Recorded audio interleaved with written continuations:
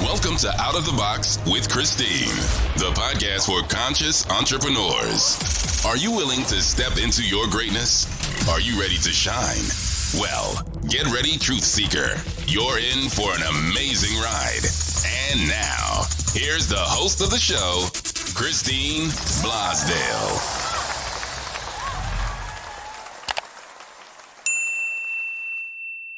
Welcome back to Out of the Box with Christine. I am your host, Christine Blosdale, and you are in for a treat today. You are so lucky that you stumbled across this broadcast, because today I have one of my favorite people on the planet, Dr. Christopher Macklin, who is an author, a spiritual messenger, healer, one of the most amazing people on the planet, and I couldn't wait to get him back on Out of the Box with Christine. Today we're going to be talking about a whole bunch of great things, and I hope that you become inspired and motivated and share that love that we're going to be spreading out today. So without further ado, I want to welcome back to Out of the Box with Christine, Dr. Christopher Macklin. Hi. Yeah, Christine, it's wonderful to be back. Bless your heart. And we absolutely adore you as well. You're amazing. So thank you for having me on.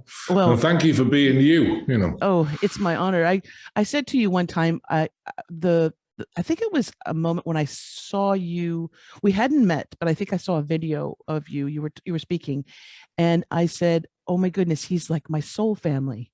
Like I remembered you. You're so familiar to me. But I was. So like, you, yeah. Yeah, that's the dad I want to have. That's the uncle that I wish I had. Yeah, absolutely. Well, I think soul family, you instantly feel like a connection with people, and it doesn't happen very often, but when you do, it's very deep, and it is soul family, and it's important to connect with those people, especially this time. It's really important. Yes, let's talk about this time.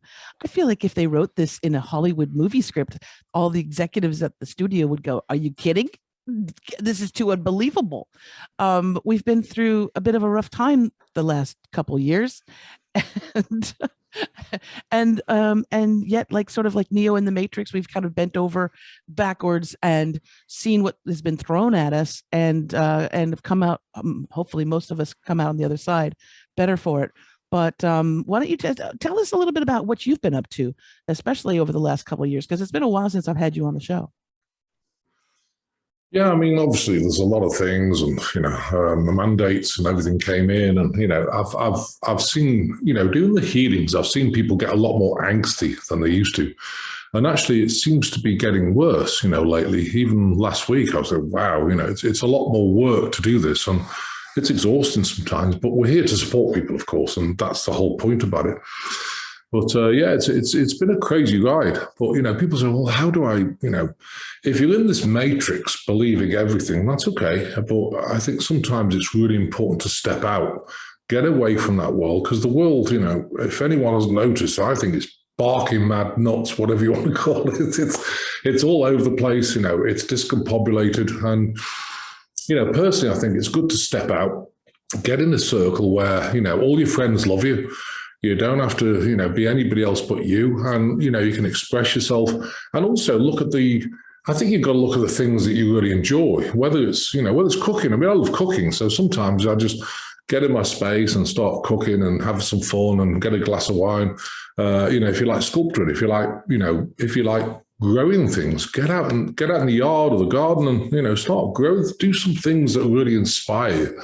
Because it is hard now for people to find joy. I've seen people's sparks been snuffed out because they're so exhausted from other things going on. And you have to work really hard, I think, to get that inner strength. I mean, what gives me a spark is waking up in the morning. Now I'm going to heal, a lot of people, like 30, 40 people a day. And I love it, And, if you go into work, I've got to get up, got to go to work. Well, you're in the wrong job, But people always say, well, yeah, but my gift is art, how am I going to make money out of that? You know what? It's not your deal, That's up to God, Whoever you view God as, maybe you don't view God as anything, but most people view God as prime creator, source of all ideas. It could be Jesus, Buddha. It doesn't matter who you believe is God. There's only one source, and I call God, Goddess, prime creator of all it is a balanced masculine, feminine definition. But I think, if you realize God's got your back and you really step in faith, you can really make it happen. You know, I'm proof of that. Honestly, Christine, I had a reading 20 years ago. This lady said, well, let's see. And she wrote all these things down. You know, and I was like, what's all this about? Anyway, she said, well, you're going to get remarried. This is 20 years ago.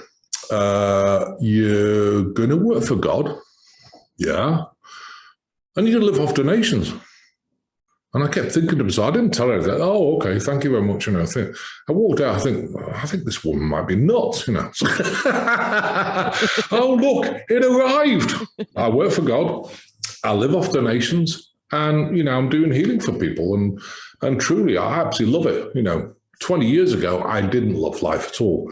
I worked in a corporate system, couldn't stand it, thought there's got to be something more than this. And here it is. And I love it, you know. So it gives me the inspiration. And you touched upon something that's really important. When you're passionate about what you do, there's I believe that there's an energy when you're drudging and you're hating, and it's Monday morning and your heart, blood pressure is going up because you have to, I got to go to work. That is an energy. And then also just saying, you know what, I love doing what I do. I'm passionate about it. And then that energy carries on, and all those beautiful opportunities and doorways do open up. It may be a little struggle in the beginning, but I think that's also not to test you. I don't think we're being tested, but I think it's to sort of reinforce, stick with your passion, and eventually something beautiful will come out of it. Sometimes it's to say, oh, you know what? I tried that and that was all right, but maybe I should try something else, or you'll learn. Something that's really important, and I try and teach this to as many people as I can, is that you're not going to necessarily reach success unless you're a failure at some point, right?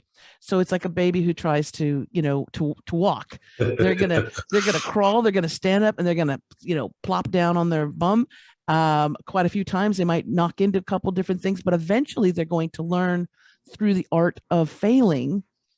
Right? They're going to learn how to walk. Can you talk about that a little bit? Because people are so hard on themselves, Christopher. Oh yeah, I mean, that's exactly it. You've got to stop shaming yourself. I mean, I've had bankrupt companies in England. I was struck off as a director because I went bankrupt and I was insolvent, and I was young, and I remember this account saying, your company's insolvent. I said, what the heck does that mean? It means the abilities to pay debt as they fall due, or blah, blah, blah, all these daft definitions. And as he said, it's illegal to run the company, so we had to fold it up. And I didn't even know about these things. And did I show myself now? And one day, I remember I got national press in the UK because they published all the struck off directors, oh, my father's going over. My goodness, how embarrassing, because he's an accountant. I said, well, why are you embarrassed? It's not putting you in it, it's putting me in it, and I actually couldn't care less because I tried. And, okay, I failed. And I failed a couple of times. But I do think, one thing I've learned, honestly, Christine, is if you can find that absolute burning passion, I'm not talking about, oh, well, let's do some like herbs and make some herbs, see if we sell them or something, if that's not your burning passion, don't do it. If you can find your burning passion, I believe everyone's got a God path. Everyone's got a gift that you don't have to even try. You just kind of do it, and you're so excited about it. But the mistake I think people make with a spiritual company, or even a company they've got a passion about, is they do everything. Like, well, I'm starting a business, can't afford an accountant, can't afford an IT guy, can't. Well, you just manifest you can't, but that's okay. But what I've learned is that if you step out in that faith and say, I don't want to do, I can't stand about you, but I can't stand accounts. I don't count beans. I'm not interested. And, even Same. To the point where the accountant did my tax return, and she said, well, you have to log in the portal. And I said, why the heck would I do that? She started laughing. You're not really interested, are you? I said, no. I said, I wouldn't know whether it's good, bad, or indifferent because I'm not an accountant, Are you happy with it? She goes, yeah. I said, well, let's just post it because I've got a clue whether it's right or wrong. I'm not an accountant. I'm not interested, And, she was just laughing her head off. She goes, oh, my God, you're so successful. You do really well. but you're just not interested in money or anything else. No, definitely not. You do that. We pay her about, $17,000 a year to do the accounts of the ministry. And it's the best money you'll ever spend because I don't have to worry about that. We pay the IT guy. He comes in a lot, maintains the IT equipment, and I don't do that. Can I do it? Yeah. Do I like it? Absolutely not. So, my thing is focus on the things you're really good at and you're blossoming enough to feed other people so they can do things for, like the ministry is not for profit. They could do things for it and they get fed as well and you can feed other people's families. Don't try and keep it all to yourself because, I think that's important. I say stay in your lane. Because, I'm not going to open up the hood of my car and work on my engine because I don't know what I'm doing in there. I'm going to go to a mechanic. There's a saying too, is that like in life, you want to have a good mechanic, a good doctor, a good accountant. And I think the other one was a good lawyer if you need it. But there's just a few key things that I don't know how to do, or I don't want to do. And so when I'm able to have someone else do that, and I know my specialty, that's the thing. I'm really good at what I do. I don't have a problem saying that. There's no ego in it. There's no ego. No, it's just a fact. I know I'm good at what I do because you wouldn't be this busy. I mean, we get so busy. We're booked up like 2.5 months, and we get thousands of people working with a week, and they wouldn't come back if it didn't work. So it does work, the healings, and I love doing it. So. You're absolutely right. And let's talk a little bit about that. I know that you have a book called, was it Raising Your Immune System, Calming the Mind? And this is it's an emotional, spiritual, and physical guide to staying healthy during these challenging times. And goodness gracious, the timing of this is really important because we are so stressed. There is an epidemic of stress and anxiety and depression. That's happening in this world with young people, old. I mean, everybody's got this. They seem to have this issue. So tell us a little bit about that, about calming the mind, because I know it's so important what we think on our beliefs. But tell us a little bit more about this book. Yeah, I mean, it's interesting because if you look at the what do you call it? Like the emotional aspect affects the neurochemical balance, and so. In this third dimensional world, I call it third dimensional world because I don't like labels, particularly ADD, ADHD, OCD, PTSD. All these things are caused by imbalance of neurochemical balance. And it depends what glands are affected by the emotion, the brain, and also serotonin in the adrenals. If it goes off balance, you get this. I mean, I've got OCD, for example, probably no one knows on the show, but I've got 84 pairs of pantaloons. Now, why the heck did I buy them? I don't know. But, I always tell my wife, at least... if we have a big epidemic or something happens, at least we've got pantaloons. I might not have food, but pantaloons is it. I love that you call them pantaloons. Pantaloons, yeah. I always say in the healing, we're going to blow your pantaloons off. It's really funny.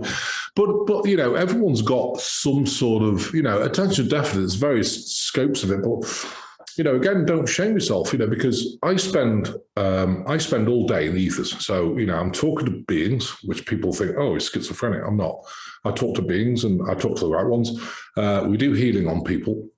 And when you're talking to them all day, when you try and come back here, you feel very spacey. So you're not really you're not really grounded in this world. And it takes me about half an hour to an hour. That's why I never drive very far. For about an hour because I'm not really focusing on what's on the road. So there's that going on. But I think also centering the mind is really important to, like I say, find joy in your life. Look at the gratitude. I think the key to life is gratitude. It's so easy to look beyond it and, well, but everything's expensive, whatever. But look what you do have. Honestly, Christy and I lived out of a car for about 4 years. I was semi-homeless, not completely homeless on the street, but semi-homeless. And it was tough, and, that's why I got 84 pairs of pantaloons, I don't know. But I lived out of a Volkswagen Polo. I'm 6'5", and it was kind of a cramp and, I had everything hung up. And it taught me a lot just to have food, because at that time I went without food for 21 days, 7 days, never knew where I'd stay. I used to stay in like parking lots and, on highways, in gas stations, and they used to move you on after a while. So, I know what it's like. And just to have food on the table, what a blessing. To have a roof over your head. Wow, what a blessing. If you've got a car, wow, it's really important to look at it. If you've got a partner, a beautiful partner you love and adore, and they support you, that's but a lot of people don't have this stuff in the world. And I think so important, I know people try and teach you, well, get a gratitude stone. And people say, well, God, look, I'll give you 5 minutes. I'm grateful for my wife, my car, my food, but we're done, It doesn't work like that, in my opinion. I think gratitude, you feel it every single second, a minute of every day once you get into that space, but it takes a while. But I think gratitude is there, to really surrender. Once you've surrendered, so many things will come in. Your life turns around. I'm living proof of that. I think gratitude is the miracle, the secret. We talked about The Secret. There's the movie The Secret and all that great stuff about, seeing yourself and, when you're desiring something. But I think gratitude is so powerful because especially when you're grateful for something that hasn't happened yet.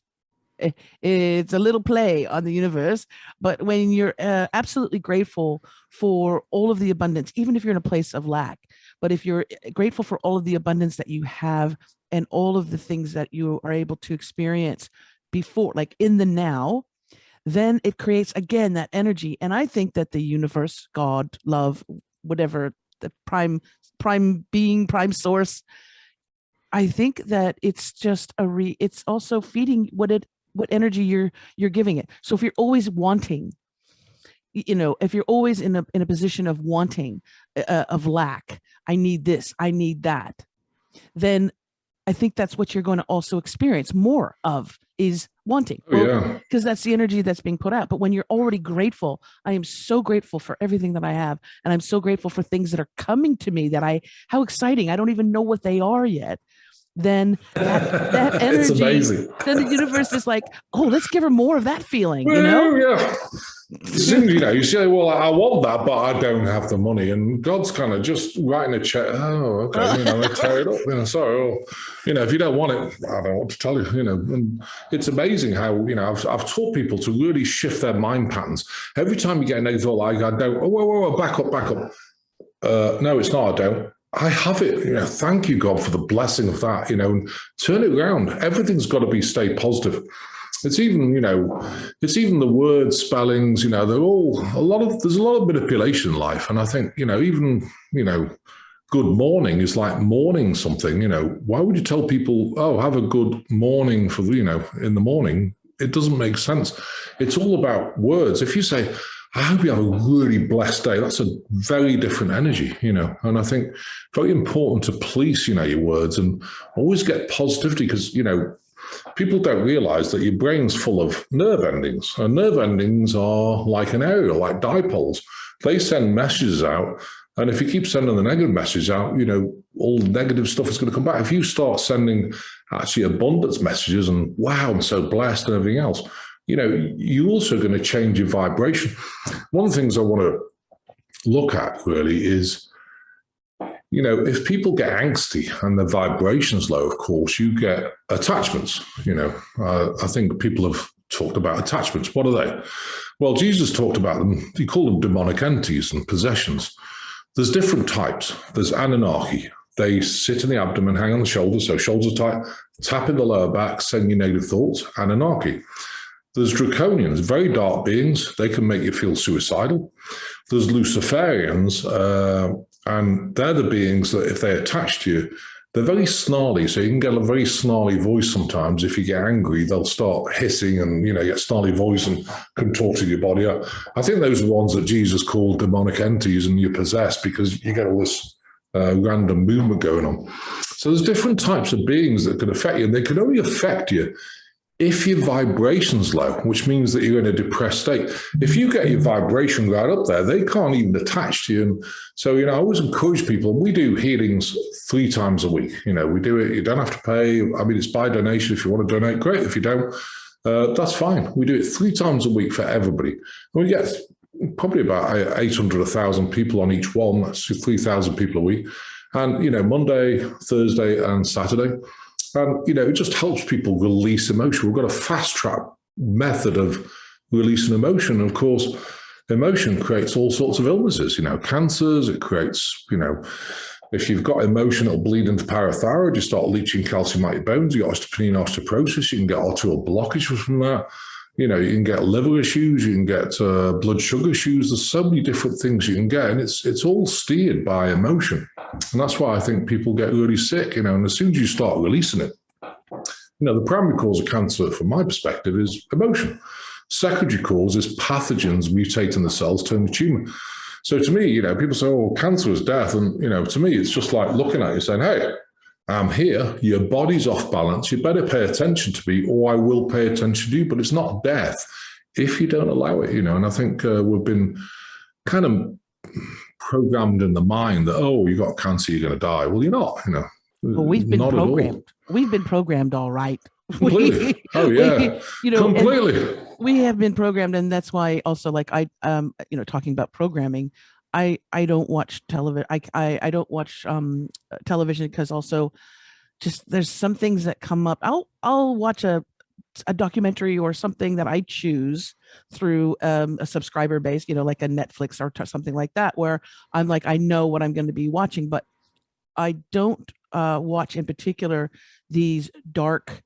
I can't physically. I can't watch something violent. Like I can't either. I start to feel sick. Actually, absolutely. I feel like, and I feel nauseous. No. I see these horror, slash 'em films, really very disturbing, and I see like how many young people love them, and I'm thinking it's a portal.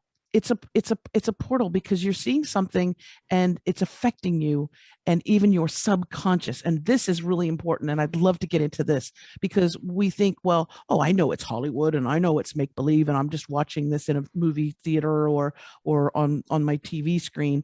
But the subconscious mind picks up little things. And I know you are very well versed in the subconscious mind. And so can we talk about paying attention to what we're paying attention to? Are we listening to things that have that dark energy that open us up to those entities as well? This is very, very important. And I think it's a public service announcement that we're going to do. But can you talk about that a little bit? Yeah. Let's do the public. Yeah, it's actually right, actually. And I think the problem is with these channels is that they're, a lot of things, people don't realize it. It starts with the, what do you call Illuminati, deep state type things, which is all connected to the reptilian element. Now, the thing is about reptilian elements, they're very addictive. So if you start watching something and it's violent or whatever, you start to get addicted to it very easily. Because of the reptilian energy starts to, come in and you can't leave it alone. It's the same with, gaming. If you think about it, kids do gaming, and they're very like, crazy, the things that these games do now. And if it imprints on people's minds, the subconscious, they think they can go out and do the same thing with a real gun or weapon. And, it's really programmed them. And the same with pornography, and people say, oh God, pornography. It's a system, I think, to desensitize you from love and a very sacred act by watching this stuff. And, people can become really detached. That's why I think a lot of relationships don't work properly, because I was shocked in this country. So many people, guys, whatever, look at pornography all the time. And, wow, it's important to try and stop it, but it is an addiction. It's all an addiction, and it's been programmed, and the reptilian energy is so addictive, very difficult to get away from it. And what about the fear? Because I know that there's a lot of people that are fearful of the economy, fearful of COVID, fearful of aging, fearful of their neighbor, right?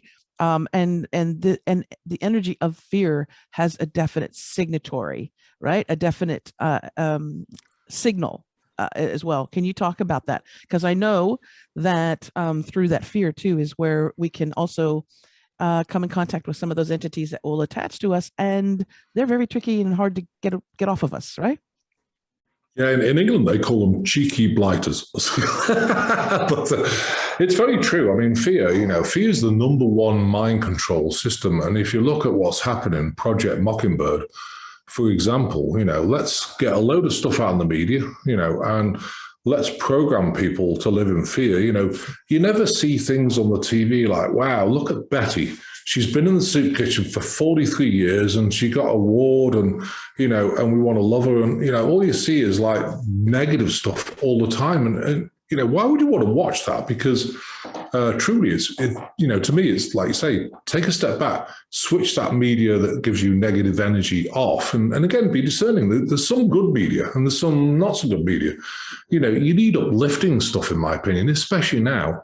And like COVID, like vaccines, like you say, the government, gas, food, everything's becoming in short supply. They're really programming you by the fear.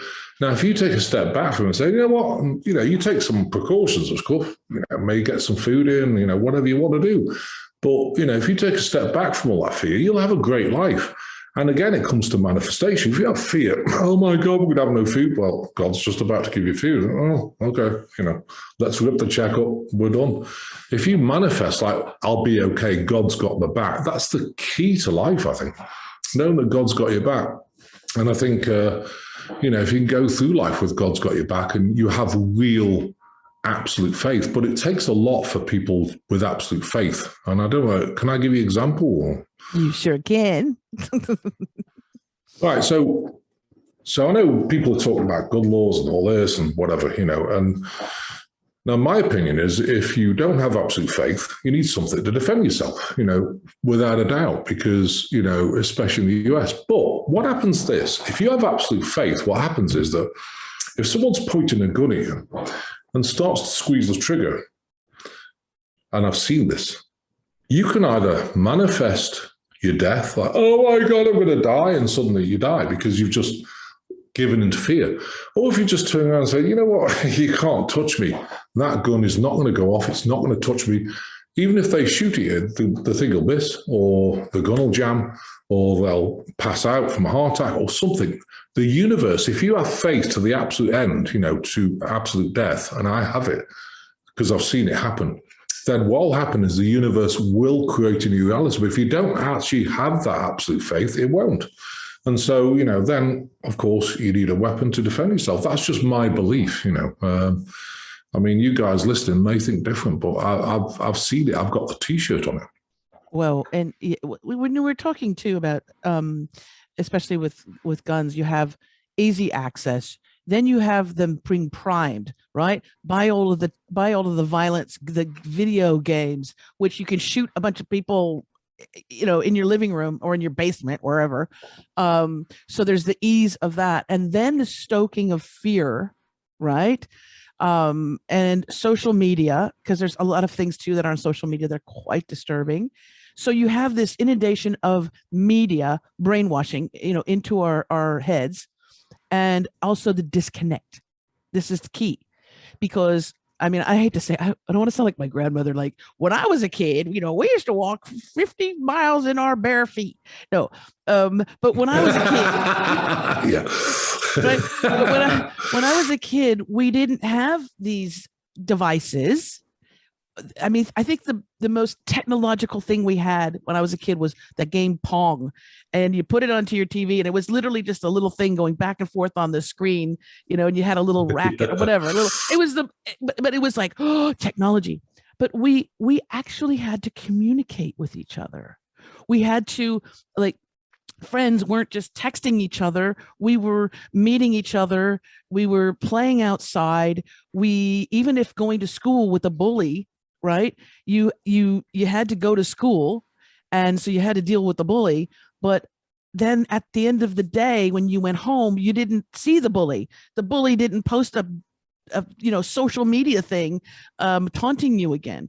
We are this technological prison in many respects that stoke the fear, that stoke the psychosis, right? And then and then we make it super easy to get a gun, or super easy here. You can build a gun. You can all these different things. And so that stoking of it and then the availability of it is, and we have a mental health crisis. Let's just face it. We do globally. When you see the things, when people are behaving in such a way, you have to know that there is something that is going on, and that connection to each other. I was just talking to someone yesterday about a near-death experience, because she said the topic came up as, are you afraid of death? And I'm a Scorpio. I have 5 planets in Scorpio. Honey, I am not afraid of death. Death is like, cool. It's a vacation. And I had a near-death experience where at the moment of, like, I was like seriously going to be gone, I was given a choice. And at that choice moment, and time just stopped. And I was given that choice. And at the moment when I was given the choice, I felt that I was one with everything in the world, in the universe, everything, the rocks, the animals, the people, the ocean, because I was in the water when it happened. And I was like, this is the most beautiful feeling, to be one with everything. You're not lost. Your identity isn't lost. Your soul just connects with everything. And every little cell and fiber of my being was just alive. And I said, oh my gosh, this is the best thing ever. And I said, okay, yeah, I'm ready to go. I'm 21. Why not?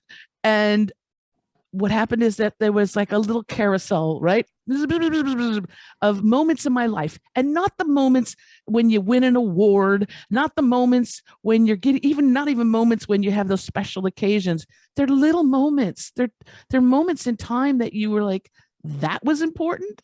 Oh my goodness. I guess it was little moments in time. And then I got to see my mom after saying that I was ready to die. I saw how my mom was going to get the news. My mom was going to get the news by what on television, on the news, like, young American girl dies in Costa Rica, and I said, oh, hold it. No. That cannot happen, because my mom lost my sister when she was very young. She hit her head in the bathtub and died of complications. And the way that I was going to die was going to be similar, but in the ocean. And I said, she cannot handle that. And I don't want that to happen. And so I was given that choice. And what happens is when you're given that choice and you say, yes, I want to live, then that's where the miracle happens. And that's where I'm thinking, where you're talking about where the gun won't go off, or the bullet goes over here, or the car, the car accident happens. And it's like you have a protective bubble around you. That's what happened to me. And so that's why I'm not afraid of death, but it did change me. That near-death experience did change me, because I said, well, my goodness, no, it's not that I look forward to dying, because I love my life, but at the same time, it opened my eyes up to that whole process, because we don't talk about death very much. In a culture that's obsessed with true crime podcasts and murder, we don't talk about the beautiful aspect of it as well. Have you had a near-death experience? Oh yeah, I put myself in a near-death experience, and it was interesting. I'm not going to tell you how, because I probably don't think it's appropriate, but I put myself in a near-death experience after I'd gone bankrupt. I wasn't depressed, but I wanted to show to God that I had the faith in Prime Creator that they could heal me, and also vice versa. It gives God the faith in me that, you know what I mean? It's a two-way street. It wasn't something I did lightly. And it was amazing that night, because I didn't get a choice. The Melchizedek beings turned up, you're not going anywhere, And so, well, you better heal me then. And they did. And wow, what a night. And I would have died, I checked afterwards, with all the things I did, should have died. And I'm here today.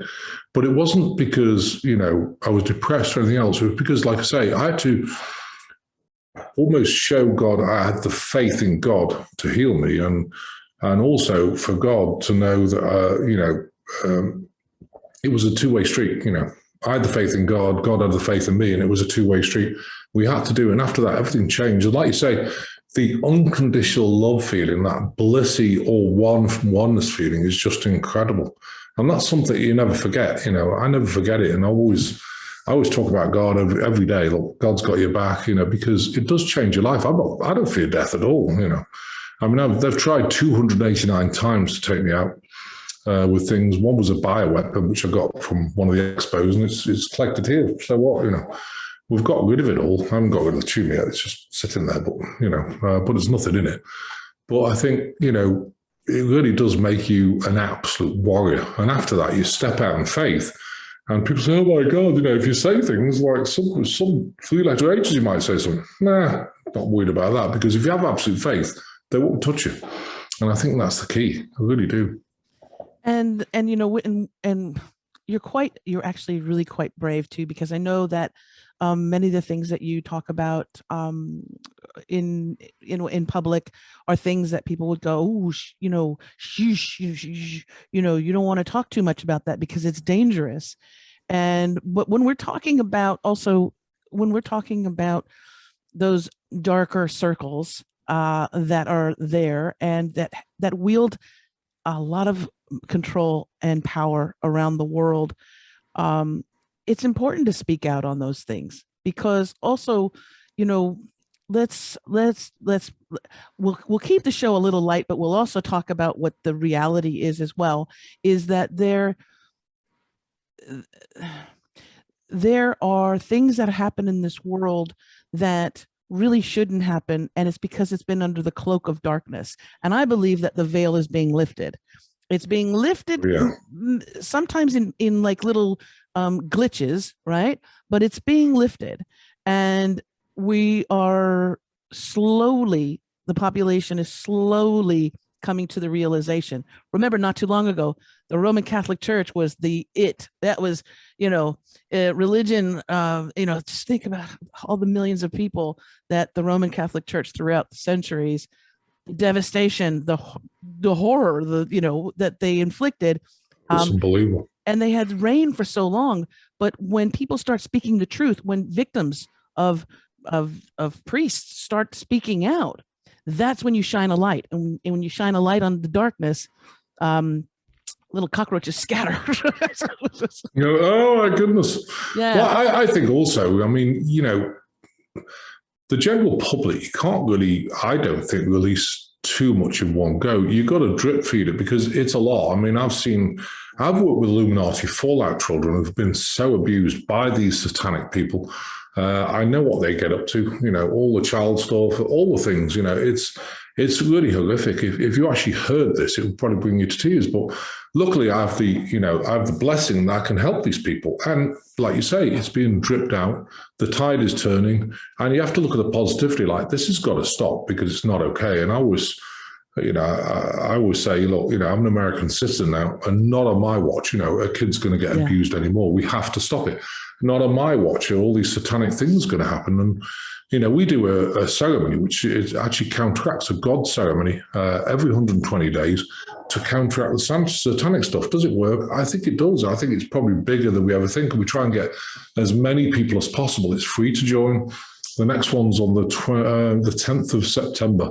And, we just have people, and we just chant through them, instead of judging, the satanic stuff, we just call them out, like, any satanic things. And, we bring them before God for justice and release them to God with unconditional love and forgiveness.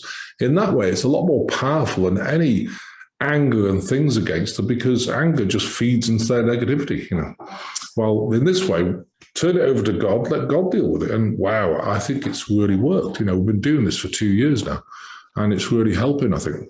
And I think what's happening now is it is coming to light, and it has to be in drips and drabs, because you're right. I think the shock of it all would be too much. I mean, I know it, like in Germany, people probably just thought, wow, we've got a lot of trains. They couldn't even imagine, not the average German resident citizen, what was going on with with the Holocaust and all of that. But they were probably going, my goodness, we have a lot of trains, and we are such a productive country. So they couldn't wrap their head around it. And I think right now people are starting to get it a little bit, how also Hollywood, how they use Hollywood as their megaphone and getting out these symbols. And I mean, now it's getting really blatant, Christopher. I mean, I know you. My goodness. I'm like, well, wait. And I really like that artist. I like the music. I think their music's good. And I'm like, are you serious? You're actually coming out in the whole devil costume and doing, these ritualistic things in your music videos? They're becoming more blatant. And and with dark circles around their eyes as well, and it's just like, and it's like horrible. I feel like I want to go, what is going on? And it's that promise, of course, for the artists and the actors, all this money, whatever you want, whenever you want it, and it sell their souls. It needs to stop. It needs to. Yeah, they sold their souls. Exactly. They signed a contract that was, a little deep and dark, but. This has to stop. And I love what you said, not on my watch, right? Yeah, not on my watch, because it's not happened. It's really, I hope you don't mind me sharing some about my dad. It's really funny because I speak to him and he's into all this stuff, he doesn't believe anything I say. He thinks I'm he said, I think about a year ago, he said, "You're absolutely barking mad." I thought, wow, Dad, that's such a compliment. I'm so excited. Was this your dad? Yeah. Oh, the guy's nuts, Yeah. He's 87, never changed. And he's narcissistic, passive aggressive, whatever. But what was interesting is he said, "Well, we've got a bigger problem as well." So what's that? He goes, "Global warming." I said, "What's causing that?" He goes, "The cows passing wind." Oh. Okay. Where did you hear that? The BBC. Okay. So I said, "Your cows passing wind is creating global warming." Yeah. I said, "Well, we're fixed in America." He goes, "How did you do that?" I said, "Well, you give them tum-tums, it settles the stomach, there's no wind, and going over.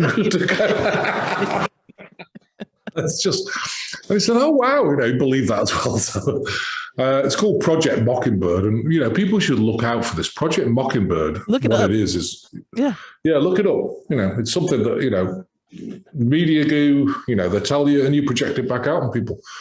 Try and have a look at what they're doing, look it up. Like you say, you'll understand, oh, maybe I've been part of that, Well, and there's always a solution. This is the thing, right? Whenever there's a big problem, right, there's always a solution that they come up with. And I'm always worried. I'm not worried about the problem so much. I'm more worried about the solution. That's the little conspiracy theorist in me. Like, wait a second. Okay, and now Bill Gates wants to go and spray the skies as if that hasn't happened before, but they want to spray the skies because of global warming and dim the sun. And no, what could go wrong with that, right?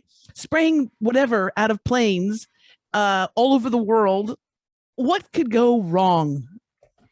Oh, it has gone wrong. It's going to destroy the plants, everything. It's crazy. What's interesting is that, but it's not because of global warming. What's happening is there's a reptilian element under the planet that people don't realize. So again, go look it up. And they want that reptilian element up on the planet's surface, but they can't breathe the level of oxygen. And that's one of the things, all these people are connected to the reptilian, races. And so just important, again, look it up. If you don't believe me, go look it up. It's all over the place. It's very interesting. I love you, Christopher Macklin. I love you, Christine. Bless you. You are my family. You are my family. I want to talk about, because we got a little bit of time left, and then I was wondering if you might be able to give us a short guided little something. I don't want to say meditation, but it could be something like that. I just love what you do, and we can now, if people are listening to this at home, in the comfort of their home, that's great, because you can close your eyes and you can be with Christopher. But if you're driving, don't close your eyes and just listen to this at another time, right? Yeah, because you might get dizzy. Yes. But what else? Is there something that you want to let people? You have the podium, so to speak, and you can speak to people about anything that you want. I'll give you the stage as well. Go ahead.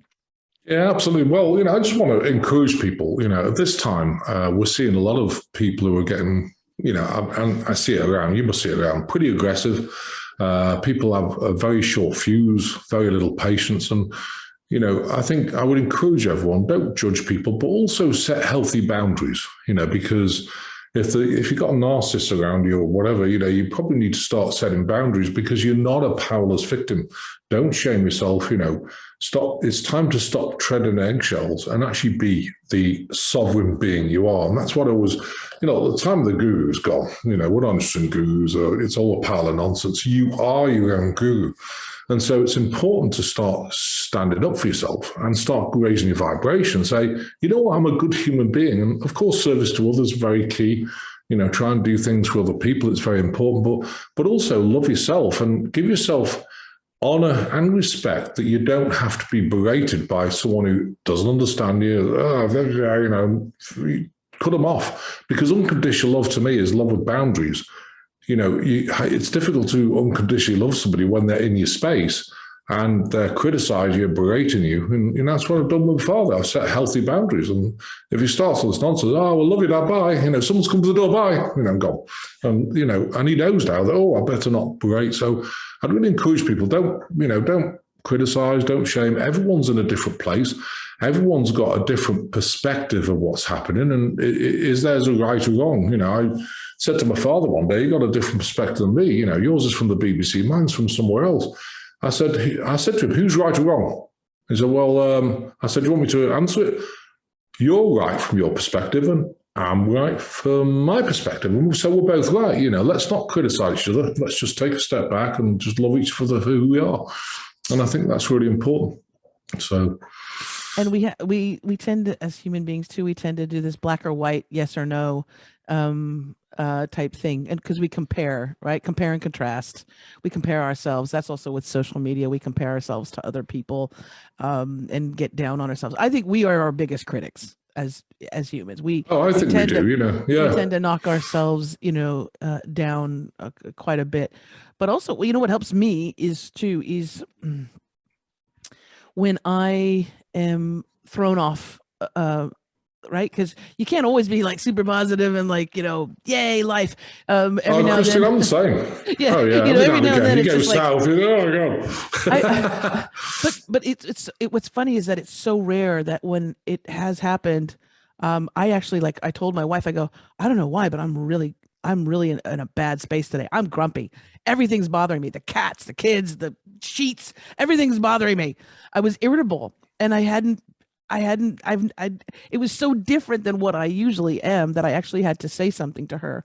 But what helps me is also tapping into that little girl that, different ages, like 5, 4, 5, 6, 7, that little girl who actually had all the answers, had the magic, and no matter what happened to her, not that her life wasn't easy, trust me, but that little girl was so resourceful and so smart, like just knew that everything was going to be okay.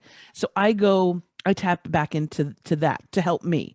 Some people tap into their grandmother, the nurturing grandmother, and connect with them.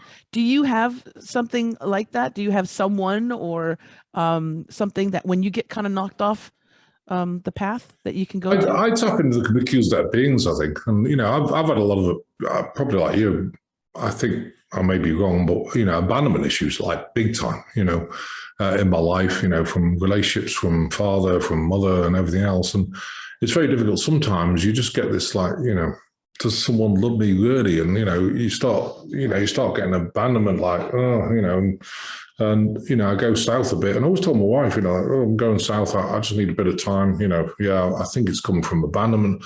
And I look where it's coming from and then start fixing it. And I work with the because that beings.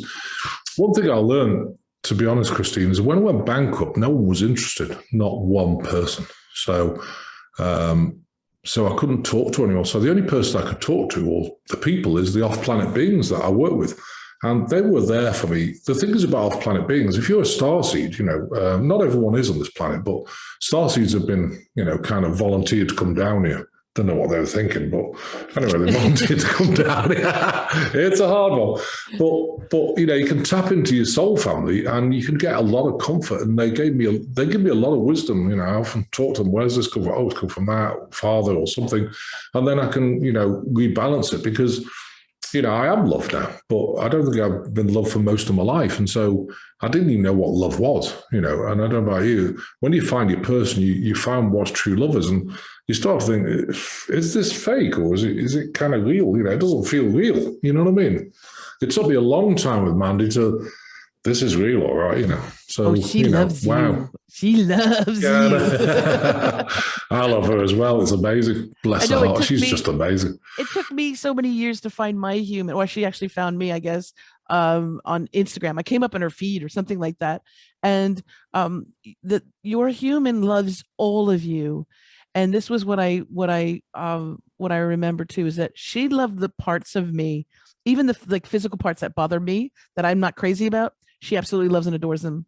And when you find that person that looks at you, that look, and no matter what, I mean, doesn't matter. I love you. They see, they see your soul. They see you, completely. No matter how much weight you've gained during COVID, no matter what, your best and worst, they absolutely love you. They look at you with that look. And I've seen that look that you both have for each other. Christopher. I love it. She's amazing. So bless beautiful. her. Well, we've got just a couple minutes left. Would you be so wonderful just to help guide, maybe even just to give us a little bit of something that we can focus in on to let me put you in a portal. Take about 2 minutes. I'll put you in a portal. Put us in a positive space. Remove any entities and comb the meridians and give you energy. Okay. Then you'll feel pretty floaty. It should take about 2 minutes. So I want everyone to sit back and relax. Of course, you're not driving. Don't close your eyes. No, don't. Please don't. So I want you to ground yourself. Don't forget, I define God as God, Goddess, prime creator of all that is. So I want you to say, I am of God. I ground myself to the earth. And I accept this healing for my highest good. Right, and I put in a portal, so ultimate dimension 8 portals around each person on this, listen to this call, close it off with them, dear God, I command 27 each direct Merkabah fields around that person. With that sacred bond in the center of the Merkabah fields, bond in the portals to the Merkabah fields, program the blueprint of their DNA and the keys of Enoch, so as not to allow anything except for the highest good to enter. So the entities we were talking about, if you've got an entity attachment, they're going to move now, you're going to feel them drawing out your body.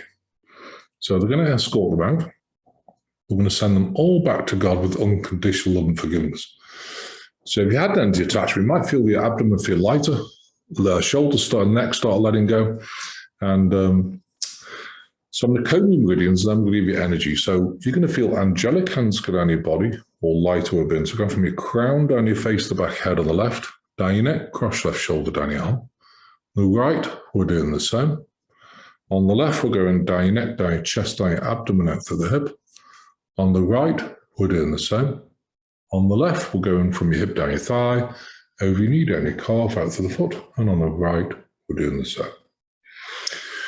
Right, so I'm going to give you some energy. So you guys, without spirochetes and Nantech, replicate your body. Spirochetes and Nantech are Borrelia Lyme, HIV/AIDS, Agent Orange, Morgellons, or if you've had COVID, the jab, which is okay, you're going to get different energy. So you guys, without that, you're going to feel light floaty, warm, tingly, really relaxed.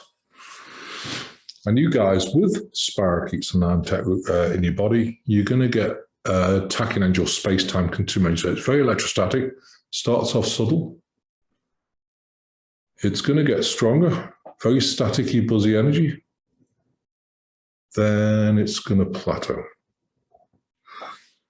Right, so, if you're listening to this, do you relaxing at home? I just relaxing that energy. Of course, it's a tiny portion of the healing we do, but it just gives you an example. So I'm just going to thank the because that beings and send you unconditional love, and so be it. And so be it. Thank you, Christopher. I feel so good now. Bless your heart. That's just a tiny bit of the healing. But, if anyone wants to come on, please come on and, go to Global Alignment Project. We've got a lot of stuff there. Yes, let's tell people how to get in touch with you and how to see the work that you do. It's the website, and I'll make sure that it's associated with this show, the link. It's globalenlightenmentproject.com. Is that correct? Is that the best place to send folks? And, absolutely. And Christopher offers free global healing meditations 3 times a week. So if you want to be notified of that, just sign up at the website. It's globalenlightenmentproject.com. And he also, of course, offers one-on-one healing sessions for both physical and spiritual issues as well. So check out the website, globalenlightenmentproject.com. Links will be in the show notes. Christopher, you are always such a gift to me. Oh, and Christine, so you're amazing. I both really of you. We love you both. Bless you. I really, really love having you on the show and speaking with you. You're welcome back anytime. You just let me know. Okay. Let's keep doing it. Okay. All right, love. I love you. Bless you. Love you too. Thank you so much, Dr. Christopher Macklin, for coming on Out of the Box with Christine. And thank you, wonderful listeners and viewers. Yes, we are, of course, on all your favorite podcast apps, Spotify, Apple Podcasts, iHeartRadio. We are also on YouTube. And so if you want to see, if you're listening to this and you're like, I want to see Christopher, I want to see Christine, you can go to outoftheboxwithchristine.com. That's the website. And there's a link there to the YouTube channel. We are also on air on Pacifica Radio in Los Angeles, KPFK 90.7 FM. I'm very happy to have my beautiful guests speak and be heard by the Los Angeles area. So we're on air, online, on demand, you name it. Out of the Box with Christine is everywhere. So make sure you subscribe, like and subscribe, share with your friends. And until next time, as I always say, remember to think outside that damn box. Bye for now.